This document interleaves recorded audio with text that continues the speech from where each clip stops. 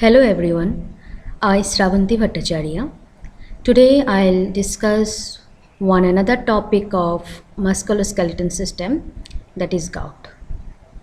First of all, introduction of gout. The word gout is derived from the Latin word gutta. Earlier it was believed that acute attack of disease was the result of poison dropping into a joint. It is also known as the disease of the king or royal pain because rich food have a higher concentration of protein. This could develop gout. It is painful arthritis resulting from uric acid crystal deposit on the joint. Uric acid is a byproduct of purine metabolism and it is filtered out of the blood by the kidney. If the kidney are damaged or body produce more uric acid, that can be followed by the kidney and it result in a excess amount of serum level of uric acid that become concentrated on the joint. Gout primarily affect the joint of big toes, elbow, thumb and fingers. Sometimes gout can be expanded and form a hard lump known as toffee. First of all, the word gout is originated from one Latin word which is gutta, means drop of fluid. Earlier, this disease is also known as poisonous disease of a joint, and one another name of the gout is royal pain or disease of the king. Why it is called royal pain? I'll tell you. Actually gout एक arthritic condition होते हैं due to increase amount of uric acid in the blood, and this increased uric acid is accumulated in the joint, develop uric acid crystal, and this uric acid crystal is literally very painful for the patient. Why this condition develop? How the uric acid amount is increased in the blood? There are mainly two reasons. One reason is if uric acid produce more in the body, first reason. Second reason is if it is not secret out from the body. Two main reasons. If uric acid is producing more in the blood, or if uric acid is not getting rid from the blood. There are mainly two reasons of increased uric acid level. Now, what is uric acid? Uric acid actually a end product or byproduct of purine metabolism. What is purine? Purine is a protein, or you can just say purine is a chemical compound which is act as a building block for our nucleic acid like RNA and DNA. So what is purine? Purine एक protein होते हैं, and इस purine की breakdown से जो product बनते हैं इसको हम बोलते हैं यूरिक एसिड. तो प्यूरिन कोई फूड पे में मिलते हैं, जैसे कि red meat, internal organ meats like liver, pancreas and sea foods, alcoholic beverage, fructose rich diet, इसमें मिलते हैं प्यूरिन. सो प्यूरिन मेटाबॉलिज्म से बनते हैं uric acid, and uric acid का अगर अमाउंट बढ़ जाते हैं बॉडी में और ब्लड में, वो यूरिक एसिड एक्यूमुलेट होते हैं जॉइंट में just like uric acid crystal, and धीरे धीरे जब डिजीज़ प्रोग्रेस होते हैं तो वो यूरिक एसिड क्रिस्टल एक मास टाइप का मास प्रोड्यूस करते हैं, यूरिक एसिड मास, जिसको हम बोलते हैं टॉफ़ी. इस टॉफ़ी क्या होते हैं क्लिनिकल मैनिफेस्टेशन में हम देखेंगे विद डायग्राम. तो अभी क्वेश्चन इज गाउट कहाँ हो सकते हैं एंड कौन सी जॉइंट गाउट से अफेक्ट हो सकते हैं. First of all big toes. Gout originate होते हैं बिग टोज में. Next it can also spread in elbow, fingers, thumb, ankle joint. So introduction आप सबको समझ में आया होगा. इंट्रोडक्शन में मैंने पहले आपको बताया है कि गाउट डिराइव हुआ है वन लैटिन वर्ड से जिसका नाम है गट्टा. means drop of fluid. पहले in earlier time it was said that gout is like a poisonous disease of a joint. One another name of gout is disease of the king or royal pain. Now what is gout?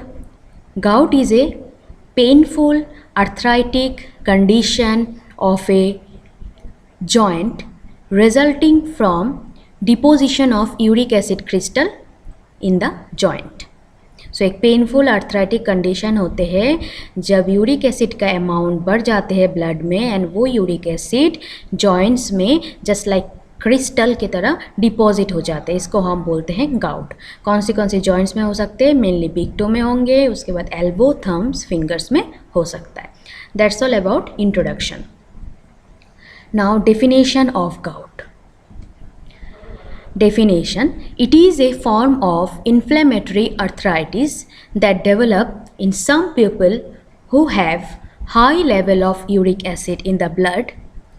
This uric acid can form needle-like crystal in a joint and cause sudden episode of pain, tenderness, redness, warmth and swelling.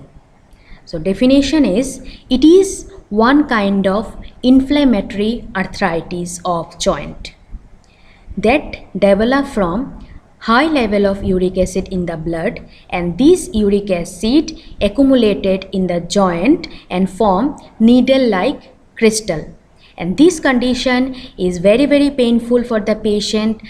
Patient feel warmth, swelling हो जाएंगे, redness and tenderness of the particular area. This is the first definition. Second definition is, it is a deposit of uric acid crystal in articular, periarticular and subcutaneous tissue.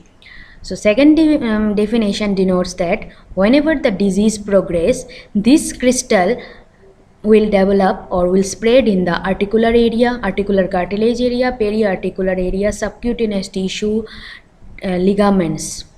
इन्हीं सारी areas में जो uric acid crystals होते हैं वो spread हो जाते हैं और डिपॉजिट हो जाते हैं. इसको हम बोलते हैं gout. So what is gout? Gout is a inflammatory arthritic condition that develop by accumulation of uric acid crystal in the joint. This is the diagram. See, in big toe, uric acid crystal start deposited and inflammation develop. This is the sharp needle-like uric acid crystal, and this crystal is developed due to the increased amount of uric acid in the blood. This is the second picturization of gout or gouty arthritis. Inflamed joint, swelling in the joint, and uric acid crystal is start deposited. जब disease progress होंगे तो uric acid crystal एक मास like structure create करेंगे, mass of uric acid crystal, जिसको हम बोलते हैं toffee. Now causes of gout. First, genetics. Genetic causes. अगर फैमिली में किसी की गाउट है तो नेक्स्ट जनरेशन को भी गाउट होने का चांसेस है. और there are one another gene involve in gout which is SLC2A9. SLC2A9 is very important gene because this gene help to transport the uric acid in the kidney, and after that this uric acid can filter out by urine. अगर कोई भी person में इसी gene का कोई alteration होगा तो gout होने का चांसेस है. Next, alcoholism. Alcoholism is the one another cause. तो alcoholism, how it develop gout. कोई भी alcoholic पर्सन होते हैं तो इनमें डिहाइड्रेशन होते हैं. क्यों डिहाइड्रेशन क्यों होते हैं? क्योंकि वो पर्सन यूरिनेट ज़्यादा करते हैं. तो जब डिहाइड्रेशन होते हैं बॉडी में तो वाटर कंटेंट कम हो जाते हैं एंड यूरिन कंसनट्रेट हो जाते हैं. एंड जब यूरिन कंसनट्रेट हो जाते हैं, किडनी की एबिलिटी नहीं होते हैं यूरिक एसिड को excrete कर पाए. So this is the one reason of alcoholism, how it cause gout. One another reason, alcoholic patient में एक chemical compound जिसका नाम है ADH, antidiuretic hormones, shut down हो जाते हैं फॉर सर्टेन टाइम के लिए, एंड जब anti diuretic hormone shut down हो जाते हैं तो एंटी डायरेटिक हार्मोन सिग्नल नहीं देते, इसीलिए पर्सन क्या करते हैं, excessively urinate करते in a short period of time, and this excessively urinate करने से again dehydration होते हैं, and this dehydration leads to concentrated urine, and this concentrated urine is not helpful for excretion of the uric acid. Next, renal disease और kidney disease. अगर kidney non functional हो रहा है तो फिल्टर नहीं कर पाएंगे यूरिक एसिड को, एंड यूरिक एसिड का अमाउंट ब्लड में बढ़ेंगे. Next, excessive uric acid in the blood में यूरिक एसिड बढ़ गए, and this uric acid accumulate हो जाते हैं जॉइंट्स में, इन्फ्लेमेशन क्रिएट करते हैं जिसका नाम होता है gout. Next, prolong fasting. How prolong fasting cause gout. जब फास्टिंग में रहते हैं तो बॉडी को एनर्जी चाहिए होते हैं, तो एनर्जी के लिए बॉडी क्या करते हैं, जो रिमेनिंग फैट होते हैं, प्रोटीन होते हैं, इनको ब्रेक डाउन करना शुरू करते हैं. और जब प्रोटीन ब्रेक डाउन करते हैं तो प्रोटीन की मेटाबॉलिज्म में बाई प्रोडक्ट बनते हैं यूरिक एसिड, तो यूरिक एसिड बढ़ जाते हैं ब्लड में. Next, medicine such as aspirin and diuretics. Aspirin and diuretics medicine uric acid amount बढ़ा देते हैं, so this is also one cause और very important cause for gout. Next, stress में यूरिक एसिड अमाउंट बढ़ते हैं. Next, obesity. How obesity affect gout. जब obese होते हैं पर्सन तो किडनी प्रॉपर वे में काम नहीं करते हैं, किडनी के ऊपर स्ट्रेस आते हैं, किडनी कोशिश करते हैं फिल्टर करने के लिए बट नहीं किया जाते हैं, तो किडनी प्रेशर में आके, स्ट्रेस में आके धीरे धीरे डैमेज हो जाते हैं.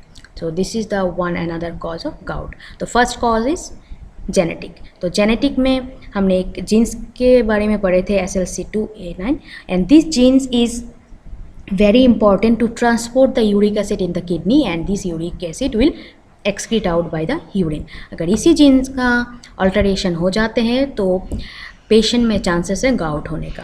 नेक्स्ट, एल्कोहलिज्म से डिहाइड्रेशन हो जाते हैं. क्यों डिहाइड्रेशन होते हैं? क्योंकि ADH हार्मोन सर्टेन पीरियड के लिए शट डाउन हो जाते हैं, एंड अगर ADH शट डाउन हो रहा है तो वो पर्सन शॉर्ट पीरियड में एक्सेसिवली यूरिनेट करेंगे, एंड यूरिनेट करने से डिहाइड्रेशन होगा.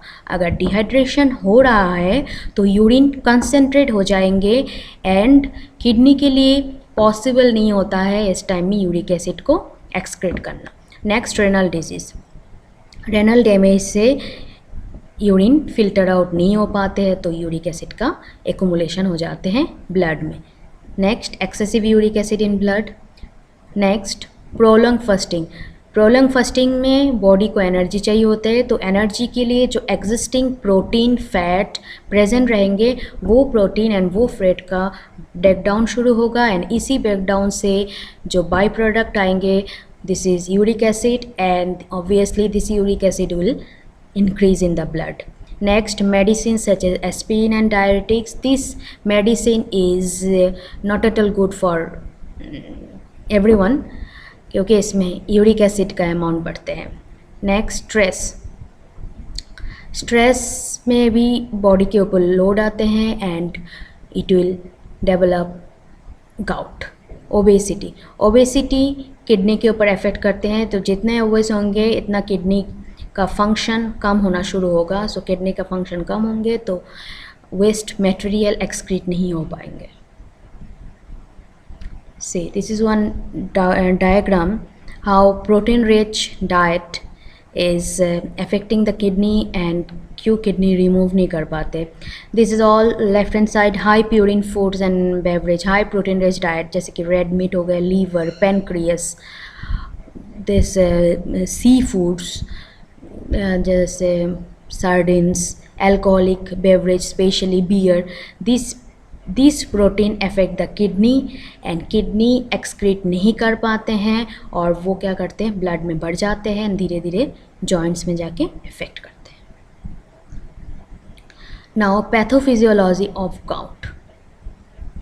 Due to etiological factor, increase the level of uric acid in the blood, deposit of uric acid crystal in joints, surrounding tissues, This crystal trigger a local inflammatory reaction. Next, in chronic stage, inflammation will spread and it develop tophi in tissues, ligament and joints. Next, this tophi may develop in ear, elbow and it can affect kidney.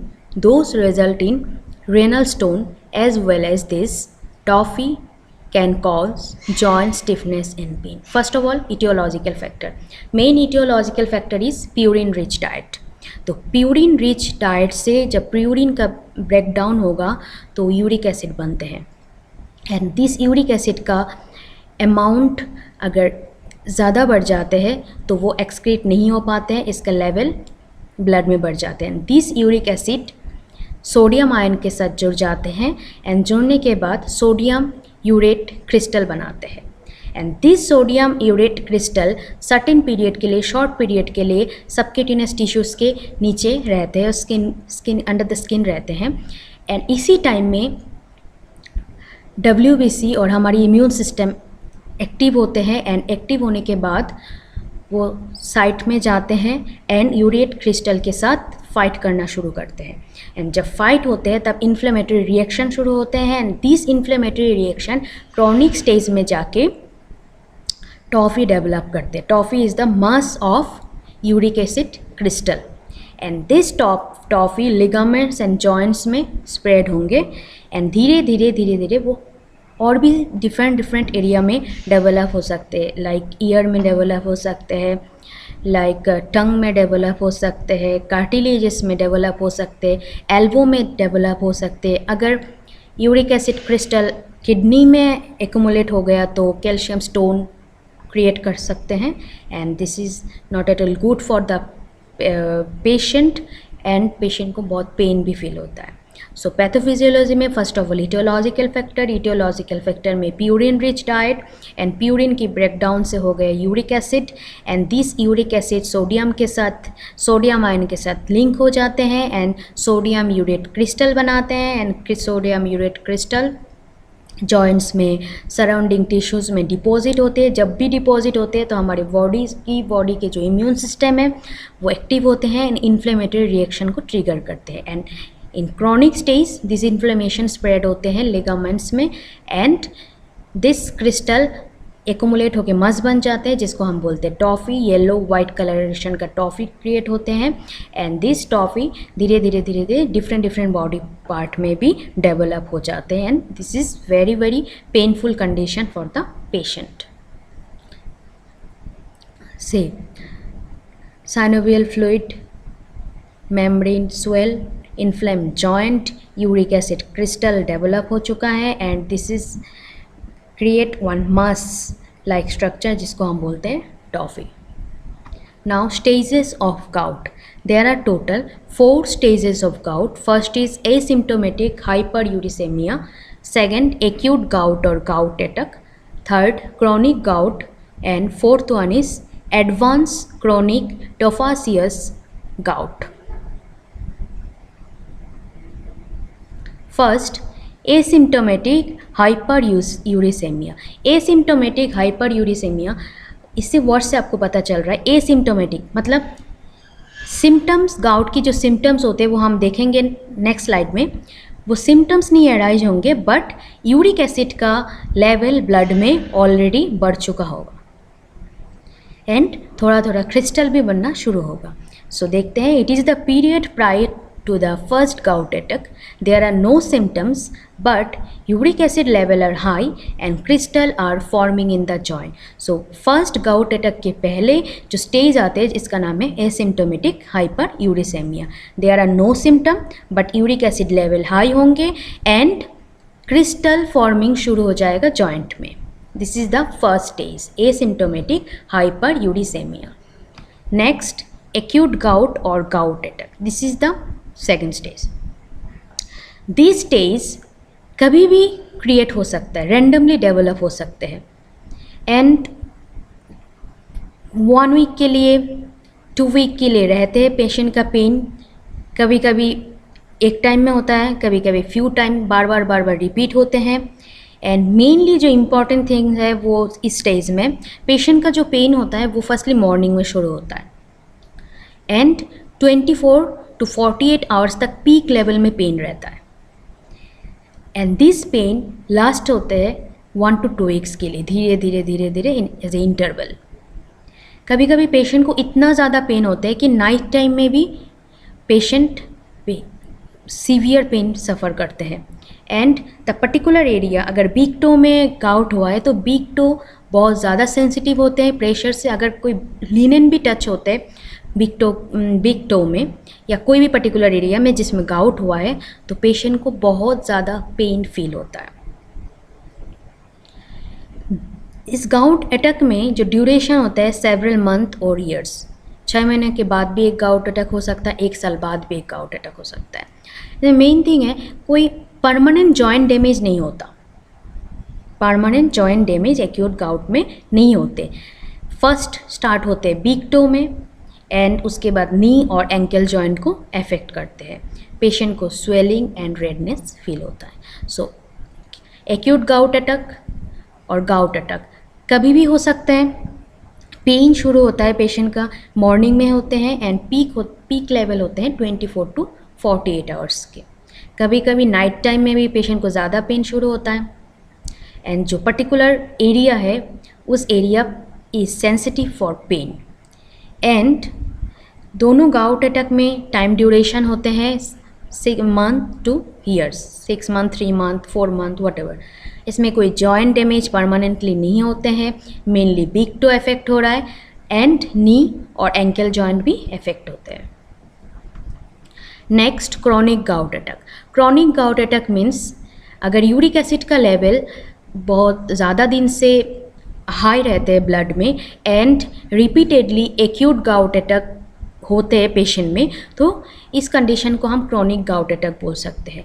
तो chronic gout attack में mainly joint damage होते हैं। Acute gout attack में हमने देखा था कि कोई परमानेंट जॉइंट डैमेज नहीं हो रहा है या जॉइंट डैमेज इतना नहीं होते हैं, बट क्रॉनिक में जॉइंट डैमेज होते हैं, साथ में पेशेंट का मोबिलिटी लॉस हो जाते हैं, जॉइंट पेन होते हैं, जॉइंट स्टिफनेस होते हैं। एंड क्रॉनिक गाउट अटैक में और एक चीज़ आप लोग को याद रखना है कि mass of uric acid crystal develop होते हैं, जिसको हम बोलते हैं क्या, टॉफ़ी। टॉफ़ी कहाँ कहाँ डेवलप होते हैं, अंडर द स्किन, जॉइंट में, कार्टिलेज में डेवलप हो सकते हैं अगर पर्सन लॉन्ग टाइम से गाउट में सफ़र कर रहा है। तो क्रॉनिक गाउट अटैक मीन्स अगर यूरिक एसिड का लेवल हाई रहते हैं बहुत सालों, 1 साल 2 साल 3 साल के लिए यूरिक एसिड हाई है एंड पेशेंट को बार बार रिपीटेडली एक्यूट गाउट अटैक हो रहा है, तो इस कंडीशन को हम बोलते हैं chronic gout attack. And chronic gout attack में जॉइंट डैमेज होते हैं, साथ में पेशेंट का मोबिलिटी लॉस हो जाते हैं, जॉइंट पेन होते हैं एंड टॉफ़ी डेवलप होते हैं under the skin and joint area में। Now advanced chronic tophaceous gout. Advanced chronic tophaceous gout means this is the advanced stage or last stage of gout. इस last stage of gout में toffee already develop हो चुका है। Toffee means mass of uric acid crystal already develop हो चुका है, but अभी massive form में डेवलप होगा। Massive form means huge form में डेवलप होंगे एंड वो ह्यूज फॉर्म ऑफ टॉफ़ी की वजह से डिफरेंट डिफॉर्मिटीज़ दिखा जाएगा हैंड एंड फीट में। मेनली पिक्चर में हम देखेंगे, साथ में बोन्स की डिस्ट्रक्शन होगा। ह्यूज फॉर्म में टॉफ़ी डेवलप हो रहा है एंड टॉफ़ी डेवलप की वजह से डिफॉर्मिटी क्रिएट हो रहा है हैंड एंड फीट में, साथ में bone destruction.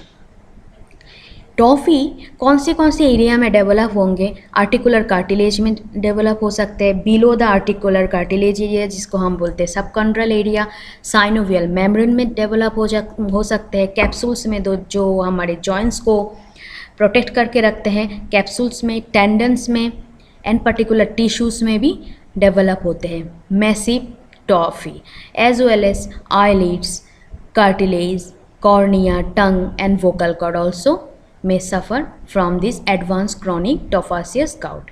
This is the stage which is the last stage of gout, जिसमें मैसिव डिपोजिशन होते हैं क्रिस्टल का एंड वो डिपोजिशन कहाँ हो सकते हैं, आर्टिकुलर कार्टिलेज में हो सकते हैं, सब कंड्रल एरियाज में हो सकते हैं, साइनोवियल मेम्ब्रेन में हो सकते हैं, टेंडन में हो सकते हैं, आईलिड में हो सकते हैं, पीना में हो सकते हैं, नेजल कार्टिलेज में हो सकते हैं, वोकल कॉर्ड में हो सकते हैं, जिसकी वजह से एक्सट्रीमिटीज़ में डिफॉर्मिटीज़ आते हैं, साथ में बोन का भी डिस्ट्रक्शन होना शुरू हो जाता है। This is the image of advance stage. You can see total destruction of the bone is already developed, round lump create हो गया, massive lump create हुआ जिसको हम बोलते हैं toffee. So there were total 4 stages of gout. First one is asymptomatic hyperuricemia. इसमें क्या है, फर्स्ट गाउट अटैक होने की पहले वाले जो स्टेज होते हैं इसको हम बोलते हैं एसिम्टोमेटिक हाइपरयूरिसेमिया। इसमें कोई सिम्टम का डेवलपमेंट नहीं हुआ है, but uric acid level blood में हाई मिलेंगे, साथ में little bit amount of crystal, uric acid crystal are start forming in the stage. Second one is acute gout और gout attack. This is the second stage. Second stage randomly develop हो सकते हैं, कभी भी develop होते हैं। Patient को morning में पेन स्टार्ट होते हैं एंड 24 to 48 आवर्स के लिए इसकी जो लेवल होते हैं पेन का वो पीक लेवल में रहता है, एंड साथ में नाइट में भी पेशेंट को फील होंगे। एंड जो पर्टिकुलर एरिया जहाँ पे गाउट हुआ है, this area is very very sensitive for pain. अगर आप थोड़ा सा भी टच करोगे तो patient will feel severe pain. And this acute gout का जो टाइम ड्यूरेशन होता है वो होता है 1 to 2 weeks, एंड गैपिंग रहता है दोनों गाउट अटैक में या तीनों गाउट अटैक जितना भी हो, सेवरल मंथ टू ईयर्स। इसमें कोई पर्टिकुलर बोन डैमेज या जॉइंट डैमेज नहीं होते हैं, मेनली वीक टो से शुरू होते हैं एंड धीरे धीरे नी और एंकल में भी एक्यूट गाउट अटैक हो सकते हैं। Next is chronic gout attack. Chronic gout attack तभी होगा अगर 1 साल या 2 साल से भी ज़्यादा टाइम के लिए यूरिक एसिड का लेवल हाई रहते हैं ब्लड में, and repeatedly acute gout attack में पेशेंट सफ़र करते हैं, तो इसको हम क्रॉनिक गाउट अटैक की क्लासिफिकेशन में लाएंगे। एंड सिम्टम्स में होते हैं कि जॉइंट डैमेज शुरू हो चुका है एंड इसकी वजह से पेशेंट का जॉइंट स्टिफनेस होगा, मोबिलिटी नहीं कर पाएंगे एंड सीवियर जॉइंट पेन होता है। और इसमें मास क्रिएट हो जाते हैं यूरिक एसिड क्रिस्टल को, जिसका बोलते हैं हम टॉफ़ी। टॉफ़ी कहाँ कहाँ डेवलप हो सकते हैं, स्किन के नीचे डेवलप होंगे, जॉइंट में होंगे एंड टिश्यूज़ में भी डेवलप होंगे। So this was the third stage of gout. Fourth stage में advance chronic tophaceous gout. This is the end stage of the gout और दिस द एडवांस स्टेज। आपको नाम से पता चल रहा है chronic tophaceous gout. Chronic tophaceous means tophi already develop हो चुकी है, बट इस स्टेज में मैसिव और ह्यूज डिपोजिशन होगा टॉफ़ी का। कहाँ पे हो सकते हैं, आर्टिकुलर कार्टिलेज में हो सकता है एंड इसके सराउंडिंग स्ट्रक्चर में हो सकते हैं, एंड डिफरेंट बॉडी पार्ट्स में, आईलिड में, ईयर में, नेज़ल कैविटीज़ में, नेज़ल कार्टिलेज में, टंग में हो सकते हैं। इसकी वजह से डिफॉर्मिटीज़ दिखा जाते हैं एक्सट्रीमिटीज़ में। This is the image of advanced stage gout. Now clinical manifestation. Clinical manifestation में क्या होगा, this is the inflammatory arthritic condition. So इसमें पेशेंट को पहले तो पेन फील होगा। पेन कब फील हो सकते हैं, हम लोगों ने स्टेजेस में पढ़े थे कि मॉर्निंग में पेन फील होता है एंड पीक लेवल होता है 24 to 48 आवर्स। कभी भी नाइट टाइम में पेशेंट को फील होते हैं। Next joint swelling because inflammation is going on, joint redness, less flexibility क्यों होगा, क्योंकि बोन्स एंड जॉइंट्स की डिस्ट्रक्शन होगा and this leads to less flexibility of the joint. Next, excess level of urate crystal may affect the kidney and cause renal calculi in chronic stage. This point I already explained that in pathophysiology, अगर urate crystal ज़्यादा से ज़्यादा accumulate हो रहा है तो वो kidney में अफेक्ट करेंगे एंड कैल्शियम स्टोन का डेवलप करेंगे। नेक्स्ट, बिकम नोड्यूल्स, एक लम्प क्रिएट हो जाएंगे स्किन में या जॉइंट्स में। Next, diagnostic test of gout. First is history and physical examination.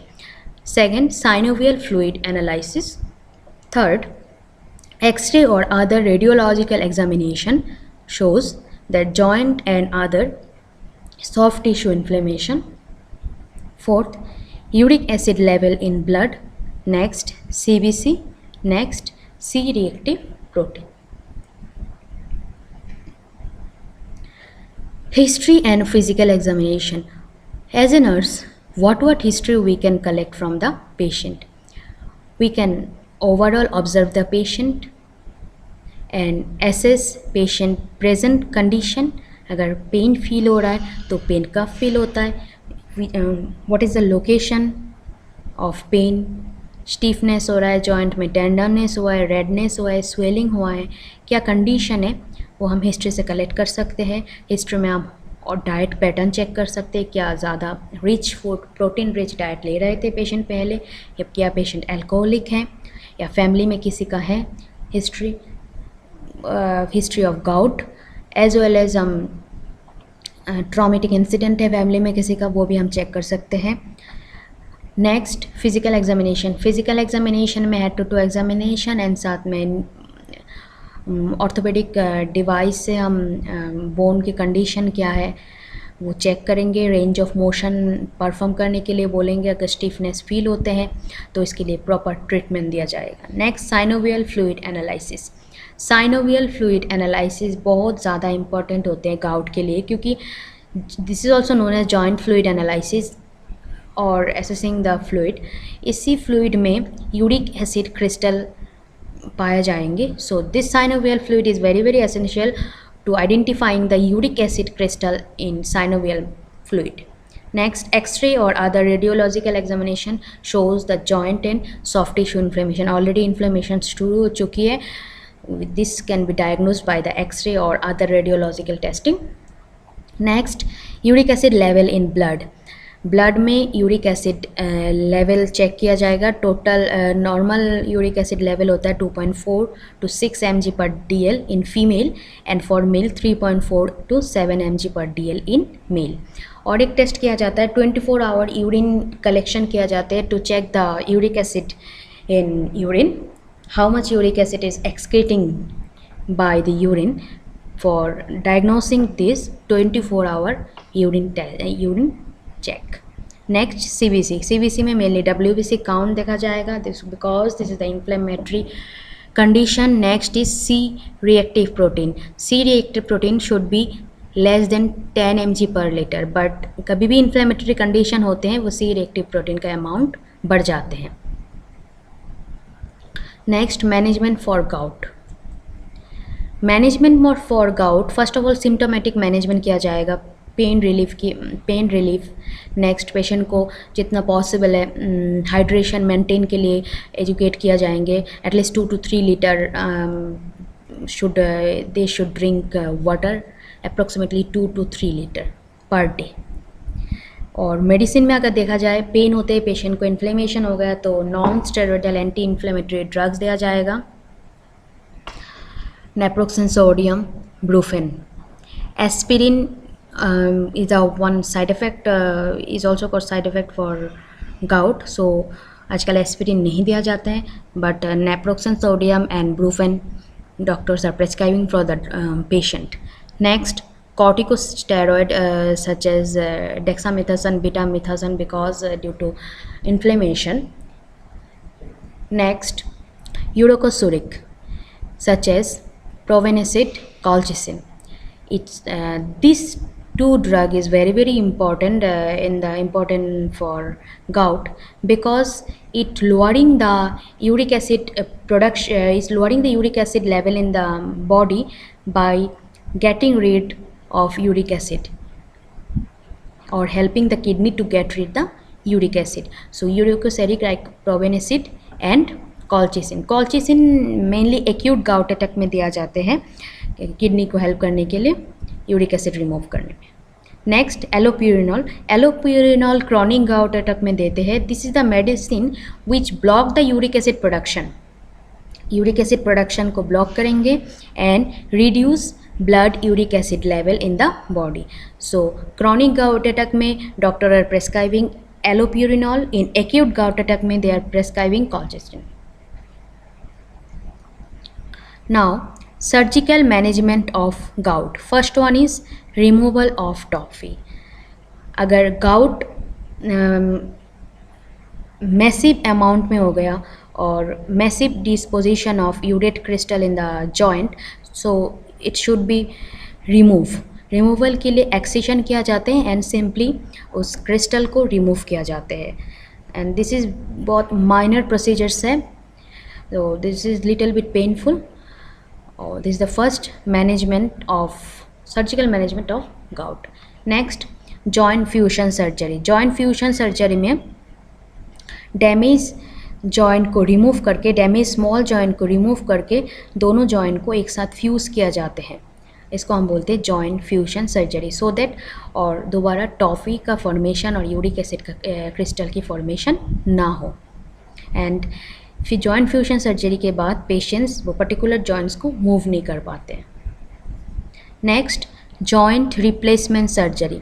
Joint replacement surgery क्या होते हैं, जब जॉइंट डैमेज हो चुका होता है तो उसी जॉइंट को रिमूव करके एक आर्टिफिशियल प्रोस्थेसिस अप्लाई किया जाते हैं फॉर सपोर्टिंग द जॉइंट। इसको हम बोलते हैं joint replacement surgery. Next, nursing management of gout.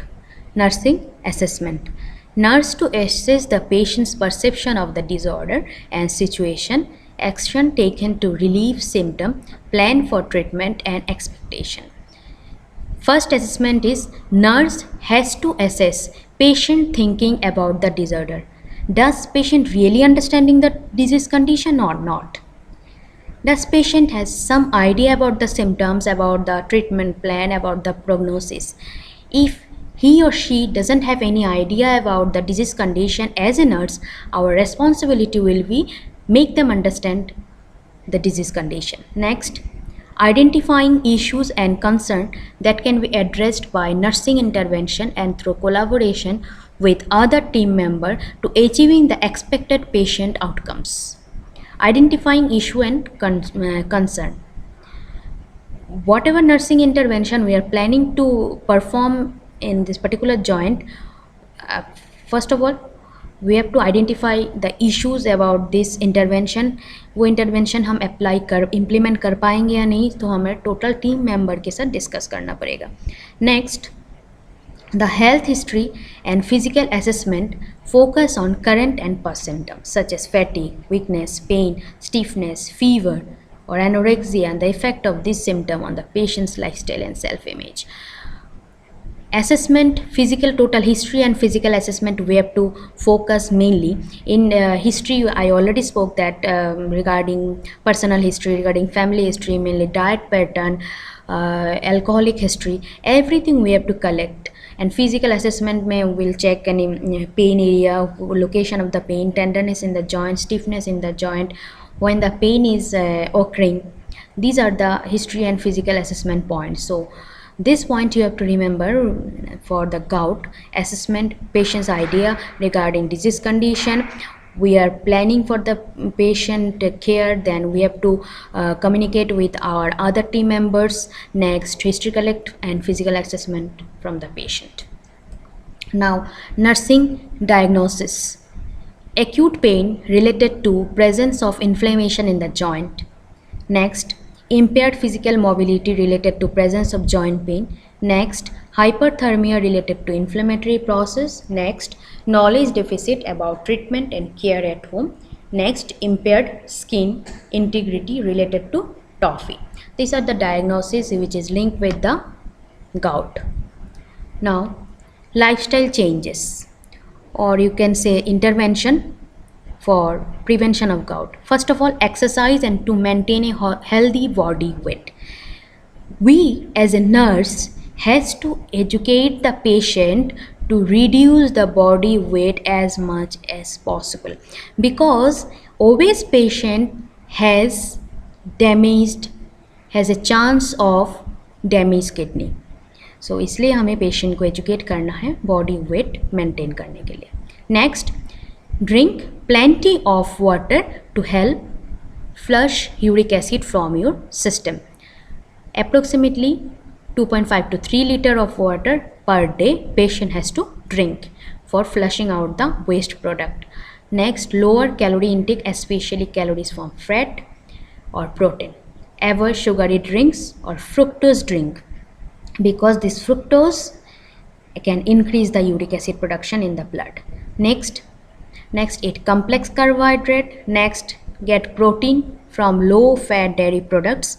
Meat and seafood are high in purines. Eating too much of this may increase uric acid level in some people. Red meat, seafood, internal organ meat is a huge amount of purine or protein. So cut down this protein from your diet. It will help you from prevention of gout. Next, avoid alcohol. This alcohol is not at all good. I already explained why it is not good for gout, especially mainly beer. Next, bed rest with extremity in cradle or footboard. Bed rest बहुत ज़रूरी है इस patient के लिए, तो cradle and footboard से bed rest किया जाता है. First of all, exercise. Ask the patient to drink plenty of fluid, lower calorie intake, lower protein intake, bed rest, avoid alcohol. So आज हमने गाउट के बारे में डिस्कस किया है. I will summarise this. Gout एक इन्फ्लेमेटरी अर्थराइटिस कंडीशन होते हैं which mainly affect the joints. Inflammatory this condition में यूरिक एसिड क्रिस्टल एक्यूमुलेट हो जाते हैं जॉइंट्स में अगर बॉडी और ब्लड में हमारे यूरिक एसिड का अमाउंट बढ़ जाते हैं. तो इसका होने के पीछे दो रीज़न है. अगर यूरिक एसिड का प्रोडक्शन ज़्यादा हो रहा है और अगर यूरिक एसिड एक्सक्रीट नहीं हो पा रहा है. डिफरेंट कॉजेज़ होते हैं. जेनेटिक फैक्टर होते हैं, अल्कोहलिज्म होते हैं, ओबेसिटी होते हैं. मेनली प्यूरिन रिच फूड अगर लेते हैं तो प्यूरिन का जब ब्रेकडाउन होते हैं डाइजेशन वाइल डाइजेशन, तो प्यूरिन के ब्रेकडाउन से यूरिक एसिड फॉर्म होते हैं. दिस यूरिक एसिड अगर एक्सक्रीट नहीं हो पाते हैं एंड एक्यूमुलेट हो जाते हैं ब्लड में, एंड इसके वजह से जॉइंट्स में भी क्रिस्टल फॉर्मेशन हो जाते हैं. इसके सिम्टम्स में जॉइंट पेन होगा, स्टिफनेस होंगे, देन रेडनेस, स्वेलिंग और warm area. This is the clinical manifestation. There are total 4 stages of gout. First one is asymptomatic hyperuricemia, means इसमें कोई सिम्टम डेवलप नहीं होंगे बट यूरिक एसिड का level increase रहेगा. Next, acute gout attack. Acute gout attack is the second stage जहाँ पे randomly कभी भी सिम्टम एराइज हो सकते हैं. मॉर्निंग में पेन होते हैं, नाइट टाइम में भी पेशेंट को पेन होते हैं. 24 to 48 आवर्स के लिए पेन रहता है, बट इसमें कोई पर्टिकुलर जॉइंट डैमेज नहीं होते. Next, chronic gout attack. Chronic gout attack बार बार अगर किसी पेशेंट को एक्यूट गाउट अटैक हो रहा है एंड 1 साल से भी ज़्यादा टाइम के लिए यूरिक एसिड का लेवल इंक्रीज़ हो रहा है ब्लड में, तो क्रॉनिक गाउट अटैक होते हैं. तो क्रॉनिक गाउट अटैक में जॉइंट डैमेज होते हैं, साथ में मास क्रिएट होते हैं यूरिक एसिड क्रिस्टल का, जिसका हम बोलते हैं टॉफ़ी. टॉफ़ी क्रिएट होते हैं बिग टोज़ में, स्किन में, नीज़ में, जॉइंट्स में, and this toffee is literally painful. Next, advance stage. Advance stage में मैसिव अमाउंट में टॉफ़ी एक्यूमुलेट हो जाते हैं डिफरेंट एरियाज़ में, एंड इसकी वजह से डिफॉर्मिटी होते हैं एक्सट्रीमिटीज़ में. Now treatment. गाउट की मेन ट्रीटमेंट होते हैं medicine treatment like allopurinol, colchicine. These are the medicine which block the uric acid production and will help the kidney to excrete out the uric acid from the body. And कभी कभी surgical management किया जाता है. अगर toffee massive हो गया, massive amount में deposit हो गए, तो रिमूव किया जाता है टॉफ़ी को एक्सेशन करके. नेक्स्ट, स्मॉल जॉइंट को फ्यूज़ किया जाता है, जॉइंट फ्यूशन. और अगर जॉइंट टोटली डैमेज हो चुका है तो replace the joint with prosthesis. Last में पेशेंट को एजुकेशन देना है mainly to drink water, plenty of water, so that uric acid can flush out from your blood. Approximately 2 to 3 liter water. Avoid alcohol, avoid sugary drinks, avoid excessive protein rich diet intake. Thank you everyone.